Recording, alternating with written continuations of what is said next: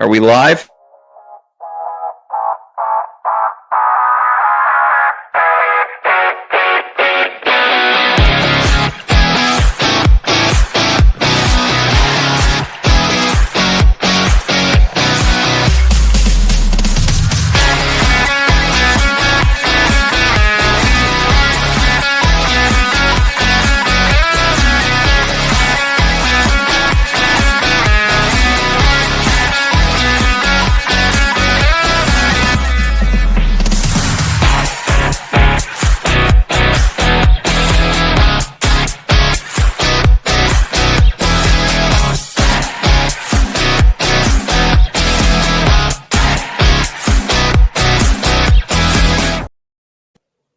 Ladies and gentlemen, welcome to Talking About Balls. We got it all figured out. Sorry about that. As I said, technical difficulties. George had his phone silenced for work, didn't realize it, wasn't seeing my messages, so we got it all squared away.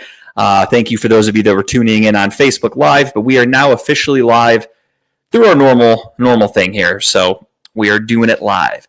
As I said in the other show, Kyle is bowling tonight. Unfortunately, obviously, some of the biggest Cleveland sports news since we've been doing Talking About Balls has come to fruition as of about a little over 24 hours ago with Myles Garrett. So I was about halfway through a little talk about that. Since I'm solo today, we are going to plan to do an episode sometime this weekend to really get a grip or cover the Super Bowl and make our picks. So I'm going to wait on all that stuff. So this episode's going to be a little quicker because I am solo. So I'm going to cover Myles Garrett. We're going to skip the BS segment because I feel like this is the most important thing happening right now in sports, especially for Cleveland. So we're going to cover Myles Garrett. We're going to talk about some of the NBA trades that have happened, which have also been fucking mind-blowing. And then we are going to get into just the tip. We're going to keep it short and sweet this week, but I do feel like a lot of time is going to be spent on Myles Garrett. And when Kyle initially messaged and said that he had bowling, he was like, maybe we can do an episode on Saturday. And I was like, that's fine. But I'm like, I have to cover this Myles Garrett stuff. I can't sit silently on it for 4 days or, whatever, till we do another show. So I was like, I have to go live. He was like, totally understood. So he's going to join us. We'll do a show over the weekend at some point. I'll keep everybody posted. We have to talk schedules and get all that figured out. So we'll go from there. But yeah, Myles Garrett made a letter. He went public. He put it on social media. He has requested a trade from the Cleveland Browns because he wants to win championships. He straight up took a shot at Andrew Berry, who a week ago was interviewed at the Senior Bowl and asked about Myles Garrett. And he said, we're not trading Myles Garrett. Myles Garrett is our plan for Myles Garrett is a direct line from Cleveland to Canton, which is the highest praise you can give a player. You're basically saying he is going right into the Hall of Fame. No question about it. I feel like that was a really cool answer, really nice, shows him they have that he has their support, and they expect him to retire a Cleveland Brown. He then talked on Hard Knocks.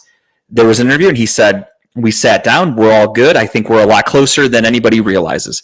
And then out of nowhere, he makes a post and says that he doesn't align with the future of he doesn't align with the plan of the future for the team.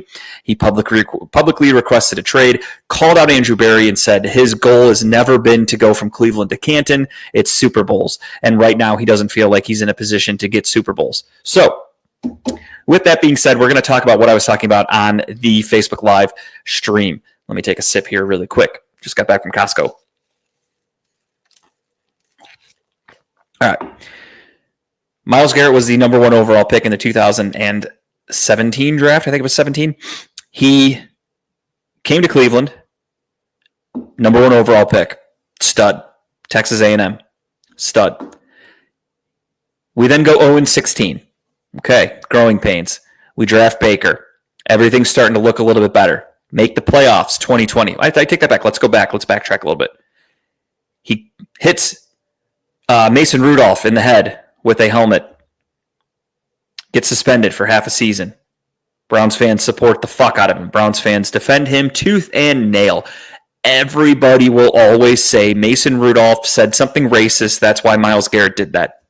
Will we ever know the truth? I'm shrugging right now. You can't see because the screen's kind of small. I'm shrugging. No, we never will. We will only say that to defend Myles Garrett. Mind you, who knows? We'll never know the truth. No one else has ever come out. There's not. if he said something racist, Mason Rudolph would probably be blacklisted from the NFL. Mason Rudolph was surrounded by African-American teammates, other African-American opponents. So if he said something racist, how did nobody else hear it? Only Myles Garrett heard it. Interesting. But I digress. Don't care. I love Myles Garrett. I'm not here to bash Myles Garrett. I want to preface this entire thing you're going to hear from me. I want to preface it with that. I love Myles Garrett. I hope he goes nowhere. He is my favorite Cleveland Brown. I hope he goes nowhere. However, Myles Garrett needs a reality check, and that's what we're going to do here today. So let's get right into it. Myles Garrett, I forgot to turn on comments. Fuck this guy. He wanted Baker gone and made our front office go after QB. He's as much responsible for this mess. Agreed, Steve. I agree, and I'm going to get plenty into that because the hot item that everybody's saying, or the hot take, I should say, everybody's just blaming the Browns. They're blaming Deshaun Watson. They're saying the front office caused Myles Garrett to leave. It's all Deshaun Watson's fault. Let me quickly, I'll get back to the timeline for Myles Garrett, then I'll get back to what I was saying. So he did the helmet thing. Then 2020, we make the playoffs. We beat the fuck out of Pittsburgh. Then we go to Kansas City. Should have won that game. It happens. We didn't. You think, okay, this is something to build on. We're going to get there next year. Doesn't happen. We have a down year. The Browns decide, you know what? We think this team is good. We just came off a playoff win. This team could go to the next level, we think, with a better quarterback. If I'm not mistaken, again, this is all speculation and what was reported, full agreement for Myles Garrett to get rid of Baker to go after another quarterback, as Steve put right there in the comment. We do that. We take a huge swing on Deshaun Watson. At the time, again, everybody and their brother right now is going to say, oh, who didn't see that coming, that he was going to be terrible? You didn't. Nobody out there thought he was going to be as bad as he was. He was coming off his best year as a pro and then didn't play because he was, wanted out of Houston and then got suspended. So, yes, he missed some time, but your skills don't diminish. I've seen football players, professional football players, get hurt, miss an entire year, if not longer, and then come back and they're fine. You don't lose your skills. He is mentally fucked. That's something nobody would have been able to predict. But again, they took a chance. I'll never fault a team for taking a chance on a quarterback, especially one who was proven like Deshaun Watson. How many first-round quarterbacks get taken that suck? Happens every year, happens multiple times a year to multiple teams. 17 teams wanted Watson, exactly. The starting price was 6 players, 3 first-round picks, or a combination of both. Browns went for it, and Jimmy Haslam said, fuck it, automatic money. Because, again, they were making a smart move. Deshaun Watson at the time was worth that money. He was getting sought after from all these other teams in the NFL. He then narrowed his list down to 4 or 5 or whatever. Browns were on that list. Then he took the Browns off the list. Browns kept pursuing and said, hey, we'll give you all that money guaranteed. And he said, okay, I'll come to Cleveland. But, again, you were getting a quarterback who was proven, who was an MVP caliber player. And of course, hindsight, everyone's going to go, oh, he wasn't really that good. It was because of this. It was because of that. Those people are all fucking idiots. Don't listen to any of them. None of them had that thought process. Also, Baker Mayfield requested a trade. Never forget that. When Baker Mayfield even heard rumblings that the Browns were looking at other quarterbacks, he requested a trade. Browns fans tend to forget that. They like to just jump on Baker's meat, and all they want to talk about is how much they miss him and how the Browns fucked up and this and that. He requested a trade. So take that for what it's worth. So then that happens. We get to Deshaun Watson. We have a season with Jacoby Brissett, a mishmash of quarterbacks. Okay, we expected that season to be kind of a dud. Then you get into year 2 with Deshaun Watson. Browns are 5-1 with a bunch of mixed up quarterbacks. Deshaun Watson's record was 5-1 that year. I'm sorry, but he was hurt in and out, so we had other quarterbacks. I lost my train of thought for a second. So we had a bunch of other quarterbacks coming in, but the Browns were okay. They were not a bad team. Then Deshaun Watson has that shoulder injury. So then we have to keep going with more quarterbacks. We get Joe Flacco. We go 11-6. We make the playoffs. We get smoked by the Houston Texans. You know what was the worst part of our team that day? Our defense. Who was the leader of the defense? You see that C on his chest? It doesn't stand for cunt like he's acting this week. It stands for captain. Myles Garrett had 3 tackles, 2 solo the entire game. 0 sacks. Had no pressures on CJ Stroud. CJ Stroud did whatever the fuck he wanted. Laramie Tunsil locked Myles Garrett down. Myles Garrett is currently on Radio Row making the rounds, telling everybody about how he wants to win championships, and that's just not happening in Cleveland. What do you need to do to win a championship? Let me start. Here's some guidelines of how you win a championship. First, you have to make the playoffs. Step 1. Check. Did that last year, 11-6. Then you need to show up in the playoffs and win a game.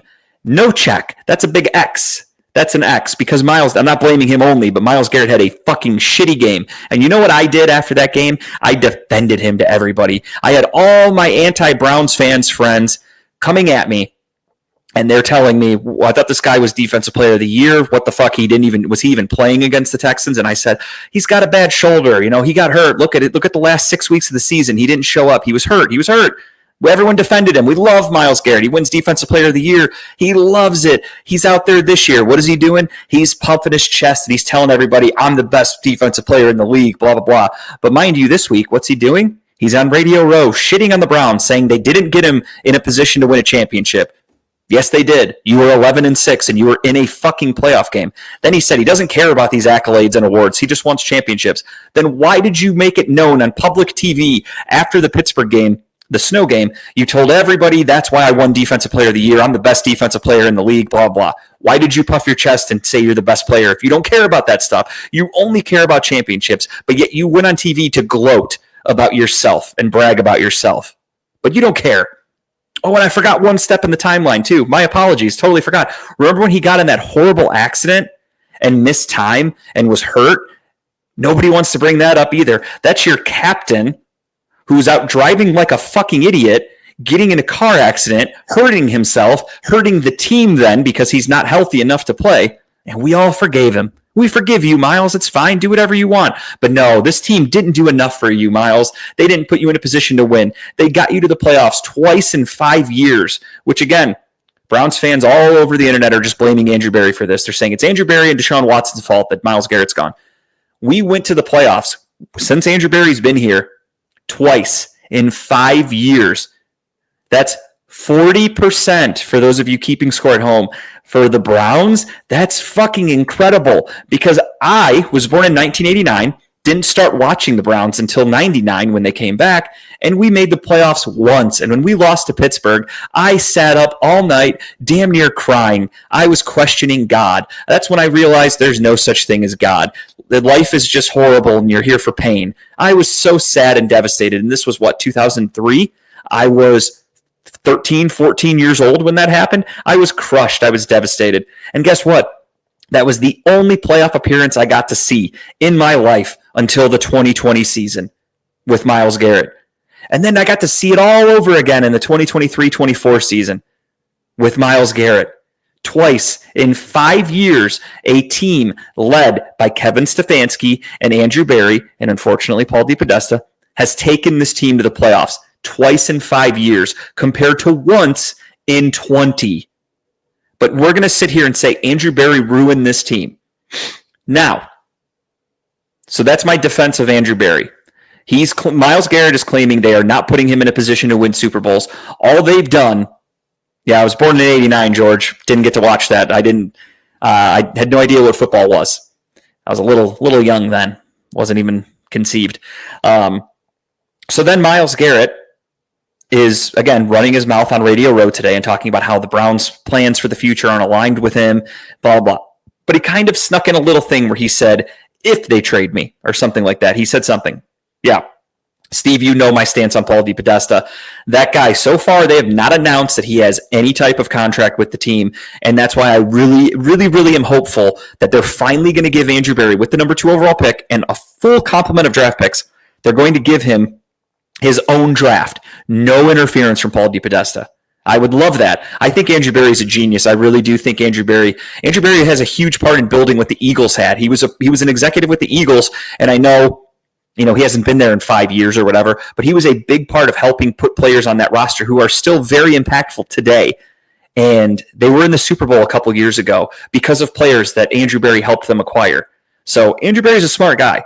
I have no doubt in my mind that I think Andrew Berry can succeed in the NFL as a general manager. I think he just needs to have the leash let loose a little bit, and that's because of Paul DePodesta. So hope to God Paul DePodesta is not with this team. Maybe, And I'll side with Myles Garrett only on this. If they sat down and they said, and he looked Andrew Berry in the eyes and Jimmy Haslam, and he said, is Paul DePodesta going to be on this organization, in the future? And if they said yes, and he goes, I want out, totally understood. I'm with you, Myles. I'll follow you to whatever team you go to if that's the case. But I don't think that's the case.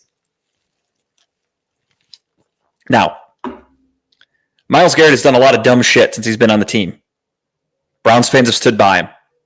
Myles Garrett has had a lot of bad moments on the Browns. We've all stood by him. We've been to the playoffs. We've had our hearts broken. He's no-showed in games, and we've defended him. Check Twitter. Myles versus TJ Watt debates are probably still happening right now, even though he requested a trade. Browns fans are going to defend him tooth and nail. He wants out, though. We're not doing enough to get him to the championship, to get him a Super Bowl. I got breaking news for you, Myles. There's a team out there called the Kansas City Chiefs who have won. What have they won already? Patrick Mahomes already has 3 Super Bowl rings, I think, going for 4 this year, I believe. 3 in a row, a three-peat, as Pat Riley would say. Please don't sue me. So you're mad that the Browns aren't getting you in a place to win a championship. Meanwhile, the only team winning a championship is the Kansas City Chiefs. So basically, are you asking for a trade directly to the Kansas City Chiefs? Because that's pretty much your only way to win a championship until Patrick Mahomes falls off a cliff. And I don't see that happening in the foreseeable future. So your best bet's probably to stay with the Browns. Also, there's people blaming Deshaun Watson. And they're all saying that he fucked this team up and he's the reason Myles Garrett's leaving. Newsflash. Love him or hate him. Most hate him. Deshaun Watson has played his 3 years. Myles Garrett defended him through everything. Deshaun Watson will never play another snap for the Cleveland Browns if I had a gun to my head. That's my guess. I don't think he'll ever take another snap in a Cleveland Browns uniform. He's done. We have the number 2 overall pick. Deshaun Watson is no longer a factor on this team. So why are people blaming him for Myles wanting out? And what sense? This was shout out to Dave from Redline Radio, Dave Wallencheck. Dave made that comment, and he said it's Deshaun's fault that Myles wants out. Explain it. I asked people. I literally straight up. I asked people nicely. I said, explain to me how it's Deshaun Watson's fault that Myles wants out, because Deshaun Watson will never take another snap in the Browns uniform. Why would he wait until Deshaun Watson is no longer going to be a factor to go, hey, I want out because of this guy? He played with him for 3 years. He went out there every week with Deshaun Watson as the quarterback, or at least on the roster as the future quarterback. Nothing. Now Deshaun Watson got hurt. He's done. We have the number 2 overall pick. We are definitely 150% getting another starting quarterback next year, whether that's free agency, whether that's a draft pick, whatever. They are going for a new quarterback. No questions asked. Deshaun Watson probably won't even be healthy enough to play next year. And they're saying, yeah, he left because of Deshaun. He wants out because Deshaun's not even on the fucking team, basically. What sense does that make? Using that argument just makes you sound like a fucking idiot. And I've told people that. And then I've had people come at me and they're like, oh, you're an idiot for defending this dumpster fire of a team. I said they were 11-6 a year ago in the fucking playoffs. If that's a dumpster fire, sign me up as a Browns fan. 2 playoff appearances in 5 years is a dumpster fire? Fuck yeah, give me that all day, especially in the NFL where it's hard as fuck to make the playoffs. We've done it, again, 40% of the time under this regime. That's pretty fucking good in the NFL. Unless you're the Chiefs or the Eagles or these consistent teams that always make it, look at the rest of the NFL. Look at the Washington Commanders. How long has it been since the Commanders made the playoffs? They made it this year. It was fucking incredible. Look at the Lions. The Lions were one of the worst teams in football for a long time. Now they're good. They're making the playoffs. They're so fucking happy, but they're not winning Super Bowls. They're getting eliminated 2 years in a row. They've been eliminated, maybe 3. I don't remember if they made the playoffs 3 years ago, but 2 years in a row, they've been eliminated when they were arguably Super Bowl favorites. The San Francisco 49ers, consistently good, consistently in the playoffs, missed it this year. Who's demanding out of San Francisco? Nobody. Last year, though, who demanded a trade? Brandon Ayuk. Who got a trade? Not Brandon Ayuk. So, Myles, unfortunately, I have some bad news for you. Your contract does not allow the Cleveland Browns to trade you. He would cost the Cleveland Browns $40 million in cap space, a dead cap hit, if traded before June 1st. Ain't happening. Sorry, buddy. I don't think he's going anywhere. Whether or not he likes the direction of the team. If you want to hold out, hold out. Browns don't give a fuck. You have 2 years under contract, then they can tag you. You're not going anywhere. Unfortunately, I think Browns fans need to realize that. But he's on, Radio Row, puffing his chest. maybe they did sit him down, and I don't know. I don't know what they talked about. I don't know what their plan is. He claims he doesn't like the plans the Browns have for the future. Maybe they told him they're looking at Shedeur Sanders. Maybe he doesn't like Shedeur Sanders. Maybe they told him they're going after a veteran quarterback, and he doesn't like that idea. I really don't know. I'm not comparing the two. I don't think they're talent-wise even close. But the Washington Commanders were the second worst team in football last year. They had the number 2 overall pick. That's how I say that, as the Cleveland Browns do. They drafted a quarterback who personally I didn't love. I did not love Jaden Daniels. I'll eat crow or have egg on my face, whatever the saying is. I personally did not like Jaden Daniels. I didn't think he'd be a very good quarterback. I thought he was a little undersized. It's obviously year one. Things can change, but he had a great year one. He's Offensive Rookie of the Year, went to the NFC Championship game. That's kind of impressive with the number 2 overall pick. And they don't have nearly the talent around him as the Browns have on this roster. Terry McLaurin's a good wide receiver. Their offensive line is okay. They have Brian Robinson at running back. They've got Austin Eckler. They have Zach Ertz, who's an aging tight end. Like, they have some decent players, but they don't have anybody that's, game-changing. They have good players. Defense, big mismatch of people. They have some decent edge rushers who were cast-offs from other teams. They went for Bobby Wagner. They got a nice old veteran to be the middle linebacker. They let Chase Young go, and they had the number 2 overall pick. They found a quarterback, and it catapulted them to the NFC Championship game. Because if you get it right with the quarterback position, that's what happens in the NFL. So I'm not saying it's going to be Shedeur Sanders or Cam Ward or whomever the Browns end up drafting at quarterback, or whomever they sign if they go for a free agent or if they trade for a veteran, whatever the case may be. I'm not saying it's guaranteed, but I'm saying if they get it right, there's a chance. The Commanders, if you look at the rosters top to bottom, the Browns have a better roster than the Commanders, except for quarterback. That's where the Commanders are definitely going to edge out the Browns. No question about it. Terry McLaurin, great wide receiver. Jerry Jeudy, pretty comparable. They're very good wide receivers, both of them. Maybe you give Terry the edge. That's fine.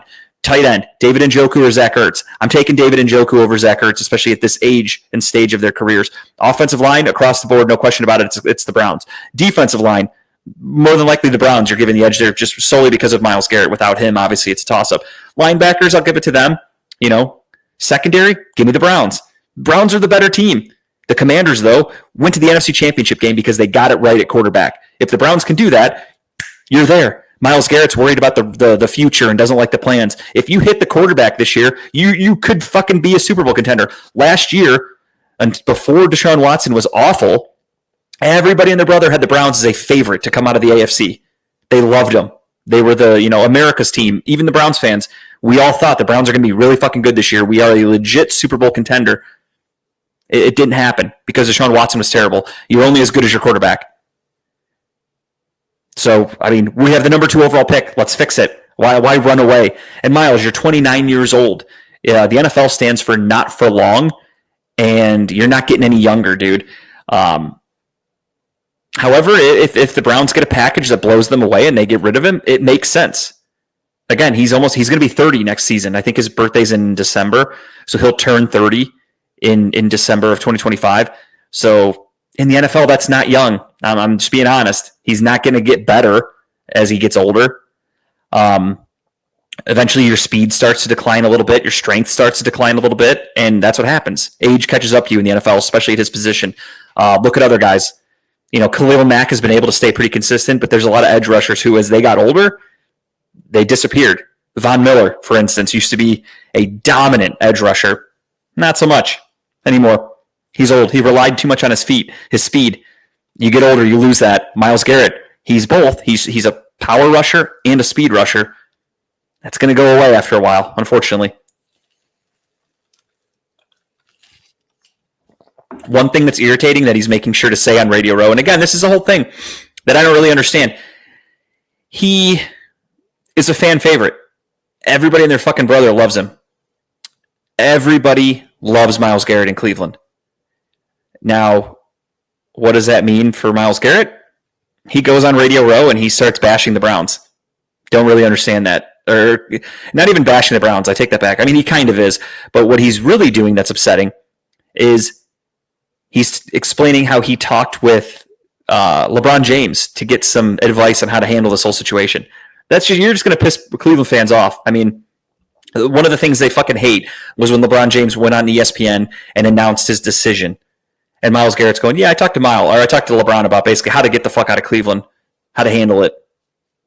So you go public with a trade request.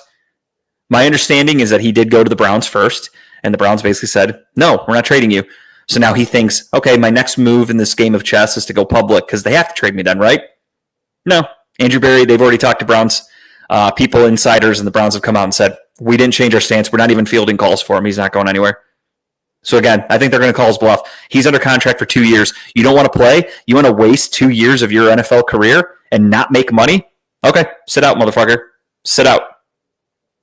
I don't think it's going to happen. I think Myles Garrett will be playing for the Browns next year. I think he'll come out and apologize. He's not the first Browns player to request a trade. Kareem Hunt did it, and the Browns said no, and he stayed. And then David Njoku did it. The Browns said no, and he signed a new contract. So I don't think he's going anywhere. I think they'll bury the hatchet.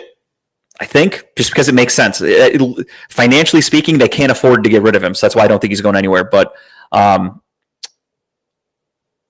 I don't know. Just an interesting situation. Kind of came out of nowhere, out of the blue. Kyle texted me yesterday and just sent me the tweet that said, Myles Garrett has requested a trade. So I went on Twitter because I was working and I was like, oh fuck, this is real.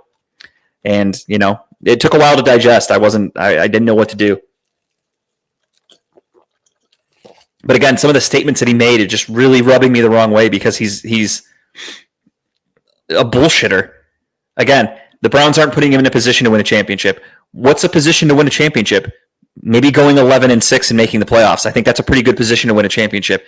What did Myles Garrett do in that game? Again, 2 tackles, 0 pressure, 0 sacks, no impact on that game at all. And you were Defensive Player of the Year, supposedly the most dominant defensive player. You know who's a dominant defensive player who won his fucking team a championship? Aaron Donald. I watched that dude destroy the Cincinnati Bengals single-handedly on defense because he wanted a fucking ring that bad. Myles Garrett, you were a ghost against a rookie quarterback, against the shitty Texans who had a top 5 draft pick the year before, the 2nd overall pick.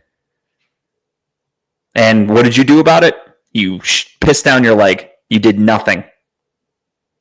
And then you're going to say that the Browns aren't putting you in a position to win championships when they did. Making the fucking playoffs is the exact position to win a championship. And you're like, no, it's not good enough. What else do you want? And they swung for the fucking fences with you in your prime. They went after Deshaun Watson. They gave up 3 first-round draft picks, $230 million guaranteed because they wanted to win a championship so goddamn bad. They went all in on a guy, and it backfired. But they went all in, and you're going, no, they're not doing enough to get me a championship. They're trying fucking everything. And for those of you at home that are going to say, well, they let Baker go. You had Baker. Well, how many championships does Baker have since he left Cleveland, guys? You fucking idiots. He's done the same thing we have. Make the playoffs and lose. Who gives a fuck? You guys are out there acting like Baker Mayfield's winning rings. Baker Mayfield will never be a starting quarterback winning a Super Bowl, ever. Maybe in a few years when he becomes a backup, if he wins with a team as the backup, that's probably the only way he's going to get a ring. Baker Mayfield will never be a starting quarterback and win a Super Bowl. Sorry, just the facts. So that's my stance on Myles Garrett. I've been complaining about him on Twitter over the last 24 hours. Not complaining, but just being honest with people. Because, again, people are just, fire. Andrew Berry needs fired now. Then a bunch of dipshits went down to the stadium yesterday to protest the Browns. There was like fucking 12 people there. What are you mad at Andrew Berry? You want Andrew Berry fired because why? Because he built an 11-6 team last year? Because the guy you all loved and made T-shirts of and fucking, we're ready to put a statue up, Joe Flacco. Andrew Berry brought him in. That was Andrew Berry who did that. So for those of you that you can't love one move and not respect Andrew Berry and then shit on him because the team wasn't good the next year. Joe Flacco sucked this year, by the way. So for those fans at home that were going, they should have brought Flacco back. Flacco fucking sucked. He couldn't even start over Anthony Richardson, and Anthony Richardson is hot dog shit in Indianapolis. They benched Anthony Richardson. They were like, Flacco, here are the fucking keys. Take us to the fucking playoffs, dude, just like you did with Cleveland. And what happened? Flacco sucked and got benched. So, you guys are dumb. Browns fans, you're fucking stupid. You want Andrew Berry fired today. It's February 5th. You want him fired? What GM are we going to bring in? Well, the draft is in 2 months. You want Andrew Berry fired? Makes sense. You fucking idiots. Browns fans are so stupid. That's why they always say if you start listening to the fans, you end up sitting with the fans. And I think Browns fans are some of the dumbest in all of sports, truth be told. Blaming Andrew Berry and Deshaun Watson for Myles Garrett wanting out when we were a playoff team a year ago. 1 year. Imagine if all players, if your team made the playoffs 1 year, the next year you had a down year, they all just go, I want out. That's it. You only gave me one playoff appearance in 2 years. Out. See ya. You don't see this from other people. Usually when players want to trade, it's because of a financial situation, not because of this. Like, again, this is just a stupid, selfish thing, in my opinion. They took you to the playoffs. You were a ghost, and you're going to shit on the Browns and say they didn't do enough for you. Are you out of your fucking mind? It's crazy. Like, it's Myles Garrett is truly making himself a villain. And for what it's worth, there were multiple players that have left Cleveland that used to be here that dogged Myles Garrett. And again, everyone defended him. I forgot who it was. I was listening to the radio yesterday. I can't remember his name off the top of my head. That wasn't Sheldon Rankins, I don't believe. I can't remember. But there was a Browns defensive lineman who left and basically said that Myles Garrett is not a leader, shouldn't be a team captain. They said he goes into meetings and just kind of he sleeps, he doesn't pay attention, doesn't take notes, doesn't participate. He is not a leader. He's not a good teammate. But we all love him because he's Myles Garrett. He dominates. When he does anything bad, we'll defend it. It's fine. When he does something great, awesome. We love him. It's Myles Garrett. And then when he does something like this, of course, immediately everyone's going, can't blame him. I'd want out of Cleveland too. Dumpster fire. Again, that's the thing they're saying. It's a dumpster fire there. It's a joke. It's a shithole. 11-6 a year ago. 11 wins. If you talked to Browns fans 10 years ago and you said, hey, spoiler alert, they're going to make the playoffs twice in 5 years. They're going to go 11-6. You're going to have the defensive player of the year. People would lose their fucking minds. But that's not good enough for Myles. Nope. Crazy to me. Clearly, the issue is the quarterback position. You win and lose with the quarterback. That's just how it is in the NFL. Everyone knows that. We need to figure out the quarterback position. We have an offseason to do it. And this is a good situation to be in. We have the number 2 overall pick. I don't love Shedeur Sanders. I don't love Cam Ward. Could I bring myself to loving them? Yes. I don't hate them. I just feel like they're not as good of quarterback prospects as I've seen in years prior. So I'm not overly thrilled about this class. There are some decent quarterbacks in free agency. There are some decent quarterbacks that are probably going to be available, whether it's via trade for cheap or they get released. Do I love the veteran route? No, because I could see that being Myles Garrett's something that pisses off Myles Garrett is, hey, we're going to go get a veteran. Like Kirk Cousins, I think, is a good fit for this situation, for this team. But for our current situation, yeah. Do I think Kirk Cousins makes us a Super Bowl contender? Probably not. So if that's the case, I understand Myles being upset. If they draft Shedeur Sanders, who's never played a snap in the NFL, maybe he fucking lights it up like Jaden Daniels did. Obviously, Shedeur Sanders isn't is mobile, but maybe he's a really good pocket passer here in Cleveland, and he actually is really well, runs Stefanski's offense well. You never know. I don't know who they're going to take. I truly have no idea. So, assuming it's Shedeur Sanders, what if he's great? What if it works out fucking brilliantly here in Cleveland? You never know. But he wants out. This isn't good enough. We have the number 2 overall pick. We're in a prime position to get ourselves a potential franchise quarterback. We have cap space. Once they restructure everything, they'll have cap space. We have multiple draft picks in like the top 100. We have, we got a trade from Dallas, or I'm sorry, from Buffalo for Amari Cooper. We've got fucking our own second round pick is number 33. So we basically have 2 first round picks essentially. And not good enough though. I don't know. He doesn't like it. We were 11-6 a year ago, but not good enough. He was here for 0-16. He was here for shit years with Baker Mayfield. Not good enough now, though. 11-6, not good enough. I don't know what more you want, dude. You could have showed up against the fucking Texans. You could have impacted that game. You could have gotten a strip sack. You could have done fucking anything. Anything impactful. You did not. And we all just said, hey, next year we'll get him. We defended you.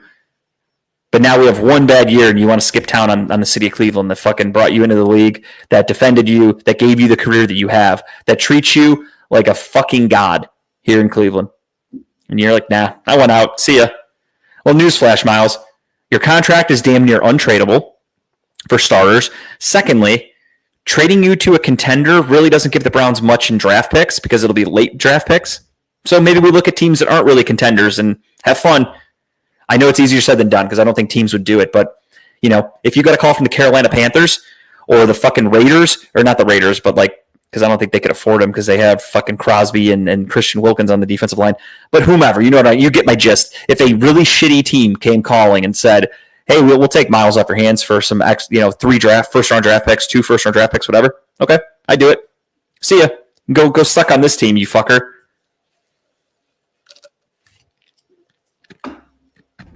My fandom for Myles Garrett from now on will always have an asterisk next to it. I like the guy. As long as he is a Cleveland Brown, I will support him. But I will not defend him like I used to. If he has a shitty game, he will deserve to be called out for it. If he does something stupid, he will get called out for it. And if, God forbid, we do end up trading him, I will be rooting against this guy in the fucking hardest way. I will be rooting against his team in the hardest way. See ya. If that's the case. It's a business. I'm a Browns fan through and through. I don't give a fuck who the player is. I'm a Browns fan. That's how it should be.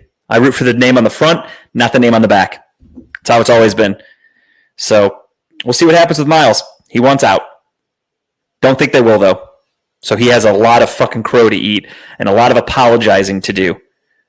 Sorry, I forgot to make my post. Let me do that now. I am live with the request. Whoops, didn't need a space there. My bad. With the request now. Thank you for watching. Thank you very much. Speaking of the NFL, though, there were a couple of games last week. The Washington Commanders got that ass beat by the Philadelphia Eagles. I think Barkley had 3 touchdowns. Jalen Hurts had 3 touchdowns. It was a fucking rushing touchdown extravaganza. 55-23, game was never close. So it happens. Rookie quarterback. But again, they were a team that had the number 2 overall pick last year, and they then went to the NFC Championship game. I don't care who you're a fan of, you got to tip your cap. That's impressive. Now, the AFC Championship game was a good one. You had the Buffalo Bills lose 32-29 against the Kansas City Chiefs. I'm not going to lie to you, it's been almost 2 weeks, so I don't remember the game fully, like specific moments. All I remember is everybody and their brother tried to come out after the game and claim that the refs are cheating and blah, blah, blah. It's just not the case, guys. He did not get the first down. That was a good call by the refs, and then everyone just goes, well, the guys in the radio booth or whatever, Tony Romo and all them, they said that they think it was a first down. Like, that doesn't fucking matter. They're not getting the angles that the refs are getting when they go and review that. If they deemed it not a first down, it wasn't a first down. Also, everyone's claiming only the Chiefs get calls, only the Chiefs get this. There was a play, the Bills scored a touchdown late, I think it was in the fourth quarter. They scored a rushing touchdown from the goal line. They had a false start. That did not get called. Tony Romo called it out. He said, "Oh, looked like they jumped a little early there. They rewound it," and they did. So what should have been like a 4th and 6 or 4th and 5, or 4th and goal, I should say, from the 5, was a 4th and 1 or whatever it was, 3rd and 1, whatever, and they got a touchdown out of it. That could have changed the entire game, but the refs didn't call it. But of course, only the Chiefs get calls, right? I don't know. I'm sick of everybody just bitching because the Chiefs are a good team. The Chiefs are a dynasty. Twitter wasn't really too big when Tom Brady was dominating in the NFL. Obviously Twitter was around for a few of his championships, but I can only imagine the amount of crybabies that would have been out there for the Patriots, which, don't get me wrong, the Patriots have actually been caught cheating. There was Deflategate. There was Spygate. In my opinion, I think the Tuck rule was complete bullshit. The refs gave them that game over the Raiders with the Tuck rule game. No one talks about it, though. But Josh Allen doesn't get a first down, and everyone loses their mind, and they're like, oh, the refs love the Chiefs. It's just fucking ridiculous. Do you know how hard it would be for the NFL to collectively tell everybody, we're going to make sure they win, and we're going to just blatantly do it in front of everybody? And then on top of it, I don't know how, but they must have gotten the other teams in on it, because if you go back and watch that Bengals game against the Chiefs this year where there was the pass interference call at the end of the game, which was pass interference too. It was. You mean to tell me that the refs or the NFL somehow told the fucking Bengals to have that penalty at the end to make it that tight to where the refs had to make that call? No, because it's not real. You mean to tell me that somehow the Bills happened to be on this 4th and inches situation where it was this close and the refs go, perfect timing, let's do it? No. You know how hard you can't script the NFL. So for all these moments to happen, these are just humans making decisions. Then they get to go look at some shit and hope they make a good decision. Doesn't always look good. It's not always the right pick. Happens everywhere. Look at the game last night for the Cavs and the Celtics. The Cavs lost to the Celtics last night. Really quick, so I'll wrap these up, the championship games. We'll get into the NBA here. Well, the NFL only showed the overhead view. One time a flag was thrown on the play in the NFL. So everyone says a flag was thrown. Did you actually see a flag, or was it just the CBS put up the flag thing on the thing? Because I personally have not seen a clip of a ref picking up a flag. All I saw was the little thing on the screen that said flag, and then it went away. Usually if the refs pick up a flag, they make an announcement. They say there was no foul on the play. I personally didn't see it. And also, they picked it up. Was there a penalty on the play, or did Dalton Kincaid just drop the ball? Or Dawson Knox, whichever. I don't remember which tight end it was. Ball went right through his hands. Okay. Could have made the catch. That would have helped. That would have negated anything. Allen was tush pushing. Josh Allen? I hate the tush push, by the way. That's something that needs to be addressed by the NFL. The NFL needs to ban players from being able to push or pull anyone with the ball. That needs to stop. If a guy can push a pile on his own, good, let it go. If he's getting help, stop it. There should be no assistance. It's a really simple rule to fix. Very simple. Yeah, I don't know. A lot of people out there complaining and bitching. And again, there was missed calls from the Bills. The Bills got some shit calls. Chiefs got some shit calls. Missed calls for the Bills. The false start could have changed the entire outcome. The whole rule got changed. In the old days, nobody was allowed to push from behind. Yeah, I know that. I'm saying they need to go back to that. They need to make it illegal for any type of help. That would just be the simplest thing in the world. A lot of people out there are pissed about the tush push. Players and GMs and coaches are now coming out and saying it's bullshit and needs to be banned. And I fully agree with it. I think it's a shit play. It's not football. It's rugby. If you want to play rugby, go fucking play rugby. But what I was getting at, though, I was talking about the Cavs. The Cleveland Cavaliers lost yesterday. They were making it a close game. It was like a 3 or 4 point game with like a few minutes to go. Then all of a sudden the refs got a little antsy. And the refs were making fucking horrible calls. Kristaps Porzingis was flopping all over the place, and the refs are just letting it go.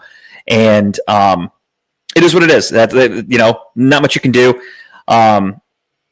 It's bullshit. I think the refs made horrible calls. Do I think they did it on purpose to fuck the Cavs? No, I think they're human, and I think they just made bad calls, and that's just sports. I don't think they sat around yesterday and said, "Hey guys, let's really fuck the Cavs over. I don't want them to win on Thursday or Tuesday night." That doesn't happen. You know how hard it would be to do that? I heard. Excuse me. I was listening to an interview the other day. I listened to the Daniel Tosh podcast. He had a woman who was a speechwriter for President Biden, or I think it was Joe Biden's wife, but she was a speechwriter. She's been a speechwriter in politics like her whole career. So he had her on there, and he was asking her about the conspiracy theorists out there. And she was like, there's no secret shit going on behind the scenes like that. Because she's like, do you know how hard it would be for hundreds or thousands of however many people are involved to keep a secret? It would be impossible. And she's right. I've always thought the same thing, that there's no way that all, there's 9/11 conspiracies. And, oh yeah, what's one, my buddy, shout out to Grape from Grapevine with Redline Radio. They think that there's these cults of, Hillary Clinton and all them. They're out there killing babies and drinking blood. I'm not kidding. This is real shit, conspiracy theorists think. But yeah, that happens, and nobody knows about it, or nobody talks about it. There's never been a person to get away to talk about it, and then they go, well, look at all the people they've killed. It's just conspiracy theories. I don't think the NFL is rigged. I don't think the NFL... What does the NFL have to gain by the same Kansas City Chiefs team winning a Super Bowl every year? Wouldn't it be better for the sport to have different teams every year? Because then you're getting other cities involved, and you're getting, other fan bases. Kansas City is not a huge town. Wouldn't fixing the NFL so the Jets are in the Super Bowl, or the Giants are in the Super Bowl every year, or the fucking I'm trying to think of some big teams. The Cowboys. How long has it been since the fucking Cowboys have been in the Super Bowl? The Cowboys are the face of the NFL in the world. Truthfully, they're America's team. They're huge. The Cowboys. Why aren't they getting calls to get to the Super Bowl every year? Wouldn't it make more sense to make sure the Cowboys are the team representing the NFL? Wouldn't that make more sense than Kansas City? You think it's the Kansas City Chiefs are the bread and butter for the fucking NFL? Get the fuck out of here. The dumbest argument I've ever heard.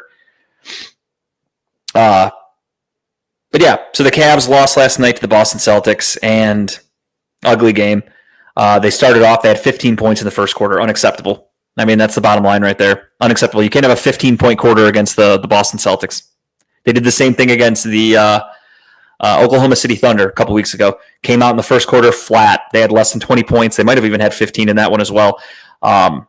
You put yourself in a whole double-digit deficit in the first quarter against one of the best teams in basketball, you're cooked. And they tried. Like I said, they made it a 3 or 4 point game right at the end of the fourth, and then the refs got involved a little bit. And some, again, I think they were shitty calls, but I'm not going to go, the refs gave Boston that game. I think just human beings made bad judgment calls. It happens. Don't put yourself in that position. Don't score 15 points in the fourth quarter or in the first quarter, and maybe you won't have to deal with that in the fourth quarter. Think of it that way. Same with the Bills. Don't put yourself in a position to where you need a 4th and inches and you won't have to worry about the refs getting involved. There you go. That's my 2 cents. Speaking of the NBA, the blockbuster trade that happened that took everybody by surprise, truthfully, was Luka Doncic, however you say his last name, traded to the Los Angeles Lakers at midnight on Saturday night for Anthony Davis, a trade that nobody expected, came out of nowhere. I woke up to texts and people going crazy about it because I didn't see it. I was sleeping. And crazy.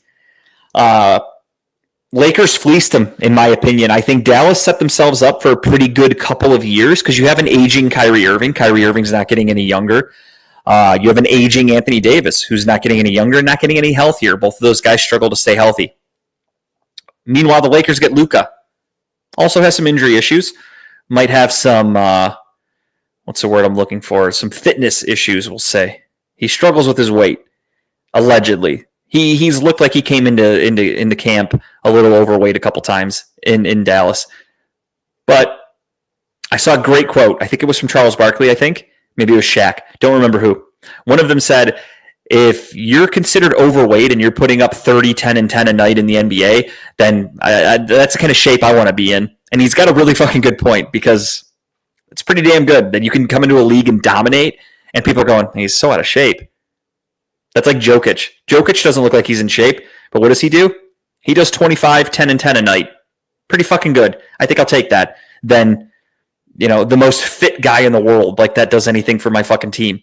Just go out there and score points, get rebounds, assist, play defense, which Luka doesn't do, but that could be learned. So I think it's a great trade for the Lakers. I think the Lakers have set themselves up. Luka Doncic is 25 years old. LeBron James is not going to play forever, so who knows what his future holds. But now they have the new face of their franchise. They have Luka Doncic, who is the biggest international basketball player, arguably, of all time. And he is now the face of the NBA. He's playing for one of the biggest organizations in the NBA, the Lakers. And Anthony Davis goes to the Mavericks. I think the Mavericks fucked up. Why I think they took an L in this trade. Anthony Davis is a really great player. I'm not knocking that. He just can't stay healthy. Dominant on defense, can score, get rebounds, does everything well. Just struggles to stay healthy and isn't getting younger. So Dallas kind of put themselves in a position of win now, which is fair. More power to them. And they didn't get a lot back, though, for the future. Again, you're getting Anthony Davis for a few years. He gets to play with Kyrie, whatever they do there. Decent. They got one first-round draft pick, which, assuming Luka makes the Lakers pretty good, not really worth much.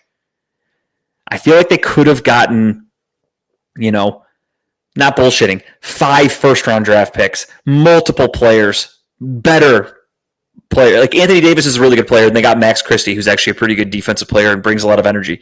Not a horrible trade. Again, not a bad trade for Dallas at all, but I feel like if they would have floated Luka to other teams, the return could have been even better. You could have gotten a young superstar. You could have made yourself set up for the future, but I guess they think they could go for it now. So interesting. Again, came out of nowhere. Luka was due a supermax contract. Apparently the Mavericks did not want to pay him a supermax.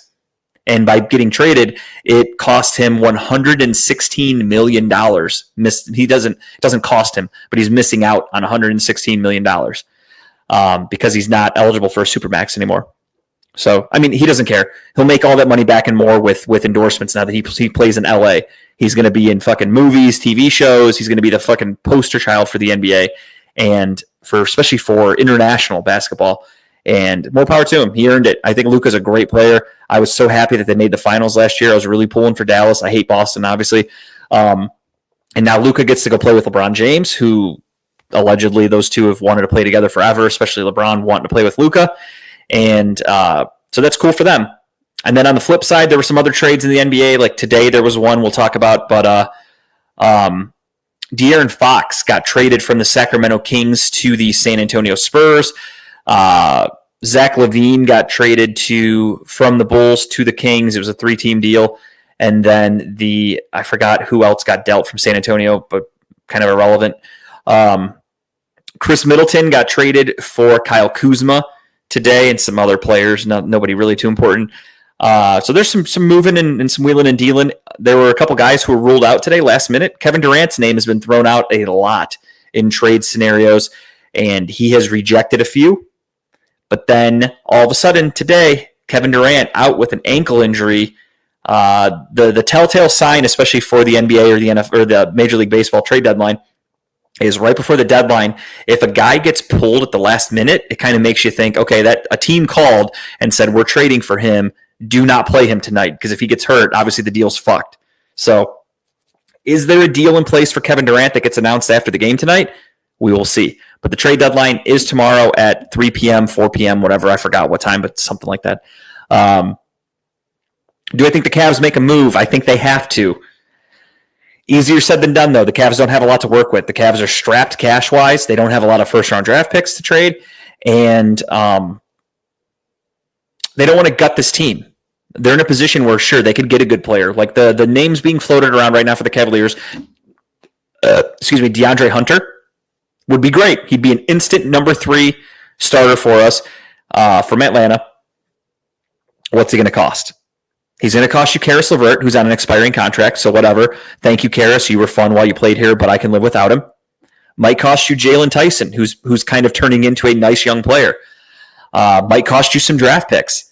Might cost you another player on the team who, you got to match salary. That's key for the NBA, so always remember that. You have to match salary. But the Cavs have a really good rotation and a great core. Everybody loves each other. But I also feel like you could bring in somebody new, and it's not going to disrupt the chemistry. It's going to just make the team better. So we'll see. I trust Kobe Altman. Kobe Altman's done a really good job with this organization for the last few years. And I know they need a 3. That's the key. They need a 3. We currently are not good enough to compete against teams that have a good 3. A good scorer. Like, we can't stop Shea Gilgeous-Alexander. We need a 3. That'll help that. We can't do anything for Jason Tatum. A 3 would help that. So we'll see. I trust the Cavs. I think the Cavs are going to make a move. Also, one thing to look into, because of their cap situation, buyouts. There will more than likely be a lot of teams that get bought out or players that get bought out. That happens all the time in the NBA. So look for buyouts. Could be a veteran player that gets bought out in the final year of his contract. The Cavs can pick him up on the cheap and hopefully help the team. But I'm not holding my breath that they're going to get anybody too impactful if they don't do it in a trade. A buyout player typically comes in and gets some cleanup minutes. They're not really impactful most of the time. Like I remember a few years ago, the Cavs got Joe Smith as a fucking buyout guy. He didn't really do anything. So we'll see. A couple names to keep an eye on for that. Ben Simmons is a buyout option, I've heard. Chris Middleton is now a buyout option for Washington. He got traded there, but maybe they buy him out, and then he's a free agent. Maybe the Cavs get him because the Bucks can't. You have to wait a full calendar year to go back to the team that traded you. Otherwise, it would be collusion, because then the Bucks could just be like, all right, we'll trade you fucking Giannis. You're going to buy him out, and then we're just going to sign him tomorrow and have him right back. You can't do that. So, which I like. I like that rule. So we'll see what the Cavs do. Again, DeAndre Hunter, Cam Johnson, A lot of people out there, a lot of names getting thrown around. We'll see what they do. Who knows? The NBA trade deadline is always fun, and again, this one fucking came out of nowhere. I'm excited to watch LeBron and Luka play together, and we'll see what the future holds. I think the De'Aaron Fox to San Antonio was a really good move for them. They are, trying to build around Wemby, and I mean, they're a sub 500 team, so they have a ways to go, but it's a fun trade. Kyle Kuzma to the Bucks is interesting because I think Chris Middleton was a really key part of that team. He brought in some grittiness off the bench, and I think Kyle Kuzma is kind of soft. I don't know. I've never been a huge Kyle Kuzma fan. When he was with the Lakers, he was kind of questionable as a player. He was hot and cold. Then he went to Washington and was same thing. Had good nights, bad nights. Washington's been one of the worst teams in basketball for 2 years, so he's obviously not good enough to take a franchise to another level or even really get him, a handful of wins for God's sake. But now he's on the Bucks. So we'll see what happens. Dame, Brook Lopez, fucking Giannis, Kyle Kuzma, decent starting five. Bench though without Chris Middleton. I think that hurts. They still have Bobby Portis, but I still think that hurts. So something to keep an eye on. The NBA trade deadline is ending tomorrow. Quick shout out though, really quick. I didn't even think about this. The Cavaliers do have 3 All-Stars. They have Donovan Mitchell starting. They have Darius Garland coming off the bench, and they have Evan Mobley making his first career All-Star game, even though yesterday he did not deserve it because he played like shit against the Celtics to the point where he lost so many minutes from Kenny Atkinson because they couldn't even have him on the court. He was playing so bad, but it happens. I can't knock the guy. We've seen games where Donovan Mitchell can only score fucking 12 points. It happens to the best of them. But congratulations to those guys making the All-Star game. That'll be cool. I will not be watching because the All-Star game is a fucking joke these days. All of them are. The Pro Bowl shit was garbage. I didn't watch a fucking second of it. The NBA All-Star, I'll watch the Saturday events minus the dunk contest. I couldn't give a fuck less about a dunk contest more than I do this year. So with that being said, that'll be taking place next week, so tune in to TNT to watch the bullshit All-Star game that nobody cares about. Jimmy Butler just got traded to Golden State. No shit, I thought he was turning them down. Jimmy Butler was refusing trades to everywhere. Jimmy Butler's not good anymore. He has peaked 2 years ago. He was in the finals with the Heat. He was Jimmy Buckets. He played his ass off. Since then, he's been a shell of himself. I don't think he moves the needle too much for Golden State, so that trade doesn't really bother me. As a Cavs fan, I'm not really worried about Golden State, even with Jimmy Butler. We'll see, though. Maybe he was milking it with the Heat, but we'll see. For Dennis Schroeder and Andrew Wiggins, okay. Decent trade for the Heat. They got Jimmy Butler the fuck out of there. He was clearly disgruntled. Didn't the Warriors just acquire Dennis Schroeder like a month ago? Interesting. I don't know. It doesn't move the needle much for me. I think Jimmy Butler's a little overrated and old. He's an older player. Jimmy Butler appears to be the problem. Jimmy Butler was with how many teams has he been on? He was with the Sixers. He was with obviously the Heat. He was with the Bulls. Jimmy Butler kind of seems to be the common denominator, so I couldn't be happier for him going to Golden State. Hopefully he ruins that franchise as well. All right, everybody. I said this was going to be a quick one. I think this is as good a time as any to wrap it up. We're going to get you here with just the tip. I wanted to talk about a book that I finished reading, written by the man, the myth, the legend, Michael Richards, a.k.a. Kramer from Seinfeld. He wrote an autobiography, and it was fantastic. I read more than half of it, and then I realized there was an audiobook version that he is the narrator for. And it was really cool to hear him read the book and hear him say things. And Kyle just texted me. He goes, Butler to the Warriors. Steve beat you to it, Kyle. Sorry. But no, it was a really good book. If you guys like Kramer, if you like Seinfeld, that's my favorite show of all time. I love Kramer. I loved it. He talks about everything really early in his life, shit that I had no idea. I didn't realize he was such an acting buff. When he was younger, he fell in love with acting to where he was in plays and productions all the time. Became an actor, was on a show called Fridays way back in the day, which was like a ripoff of Saturday Night Live. And then he got the job in Seinfeld, and that obviously changed his career, put him on another level of fame. He won a bunch of Emmys and shit like that for it. Then the show was over, and then, of course, he got busted doing the racist tirade that he did at a comedy show, and that basically ended his career. He got blacklisted after that. He goes into detail about that. The one thing I'll say that I didn't like in the book, and it's not a spoiler because it's a biography, so it's not like I'm breaking news or ruining a story. He still kind of to this day acts innocent about the whole situation. I feel like when you blatantly are using the N-word at a black person, that's not good and racist and shouldn't be surprising that people are upset about it. And he kind of, even in the book, is playing it off as if like, oh, I let my emotions get the best of me. Me and that guy just kind of, we were both having bad days. Like, he really tries to like blame the other guy and like make sure he lets everyone know that like, hey, it wasn't just me. He said some nasty things too. And then he's like, yeah, I tried to find him after the show. I went to the manager of the comedy club and I said, hey, what happened to that guy? I'd like to talk to him and like shake his hand and clear the air. And they're like, they're gone. You called him the N-word. Like, he fucking bounced. What do you think he's going to hang around and be like, oh, that was great? Like, that's the worst racial word you could say to somebody. And I feel like he still doesn't take full responsibility for doing it. And that's upsetting. I feel like if he would have come clean and just said like, I fucked up, like that was the worst day of my life, like, whatever. He's still like, oh, he said you're not funny, and that's the worst thing you can say to a comedian. So I lashed out at him, and like he really didn't take responsibility for it. That's a little upsetting. But I guess that's just who he is. You know what I mean? Those words came from somewhere, and it wasn't for nothing.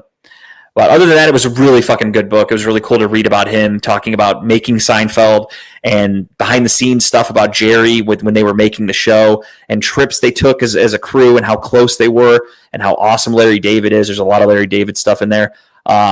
Really cool book. I truly enjoyed it. The beginning is a little slow. I'll give you that, when it goes through his childhood and like high school and when he was in the military and stuff like that. It took a little while to get into the fun shit. Obviously the main part I wanted to read about was the Seinfeld years, and that covers a lot of the book. Overall, though, it was a fantastic book. So if you like reading as much as I do, check it out. My goal this year, I told my wife, is to read as many books as possible this year. I am already up to, I don't even know. I have finished 5, I think, already this year. About to finish a 6th tonight. I have a few pages left. I checked out 2 from the library the other night. I started one of them already. So I am trying to rip through some books. I know it's cheating technically. I've never been a fan of audiobooks. But sitting at work, I sit at a desk now. It's nice to just pop on an audiobook while I'm, doing my computer work and listening to an audiobook. So audiobooks are huge. If you want to count them against me and my number of books I read this year, that's completely fair. But I will be counting them because the book that I listened to yesterday the book that I finished yesterday was a 20-plus hour book from Don Winslow, who's one of my favorite authors, if I'm being honest. And I don't have time to read a 20-plus hour book with a baby. I get to read for like a half hour a night. So the smaller the book, the better if I have to read it physically. Otherwise, I can just listen to it while I'm at work. And in an 8-hour day, if I can knock out like 3 hours of a book, perfect. So I'll be doing that a lot. Again, I want to see how many books I can read this year and really go for it. So if you have any recommendations out there, I'll do my best to try to get to it. I don't really have a preference. I've realized I really like nonfiction. I like true stories. I like learning. I love that. Reading novels are kind of like, meh. Like the book I read yesterday, like this autobiography, Michael Richards. I love biographies and autobiographies. I love learning. The book I listened to, the 20-plus hour book, was about Mexican drug cartels. And it's it's based on a true story of the Sinaloa cartel and El Chapo and Miguel Felix. I forgot his last name, but Miguel Felix. You guys know who I'm talking about from the show Narcos. If you ever watched it, talks about all those guys, and it's based on all of them. They have different names, but if you read up on it, you know who it's about. It's the true story of all that shit. They even go into Kiki. What's his last name? The officer that was killed in Mexico in the 80s, who got murdered by Miguel Felix. It was Kiki. Not Hernandez. Something I can't remember his fucking last name off the top of my head. I'm tired, but it goes into that. They give everybody different names though, but it's the same situation. It's how they kidnapped the agent. They tortured him. They said they were going to release him, and then they found him dead. And then the Americans went brought hellfire down to Mexico to make sure they got everybody involved, which they did. So it's a really cool book. But that's a good one to just listen to. So I really like nonfiction. If you have good nonfiction book recommendations, I'm all ears. For instance, the books I currently checked out of the library yesterday or Monday are Lisa Marie Presley, Elvis Presley's daughter, her biography. I checked that book out, and then I checked out a book from the creator of Vans, the skateboard shoe company. He has an autobiography, and I checked that out as well. So I'm going to read both of those. So that's it. Get your reading. Craig Ferguson, American on Purpose, is a great book. He narrates it himself in an audiobook too. Oh, I fucking love Craig Ferguson. Drew Carey Show is arguably my second favorite sitcom of all time. It goes Seinfeld, The Drew Carey Show, King of Queens, in that order. And I fucking love Craig Ferguson, Mr. Wick, whatever you want to call him. Fantastic book. Or fantastic actor. I will check that out for sure. Thank you for the recommendation, George. With that being said, everybody, thank you so much for watching. Apologies for the later start and the issues that we had. But we're going to figure out a schedule for this weekend. We're going to come in and we're going to talk about the Super Bowl. We'll get Kyle's take on the Myles Garrett situation. Maybe something new is going to come out about that. And then maybe there even is going to be some Cavs news or some other NBA trade deadline news. So we will talk about all that and much more sometime this weekend, either Saturday or Sunday, probably around brunch time. And if you notice behind me, there is a different background for like the fifth time because we have rearranged my office again. So now my desk goes from, it was against this wall to now it's against this wall. So we've moved everything. I've got a new background. We're working on some shit, but that's how it goes. All right, everybody. Thank you so much for watching. I will talk to you soon. And usually I say, do you have anything, Kyle? But he's not here. So no, he doesn't. Cleveland, this was for you.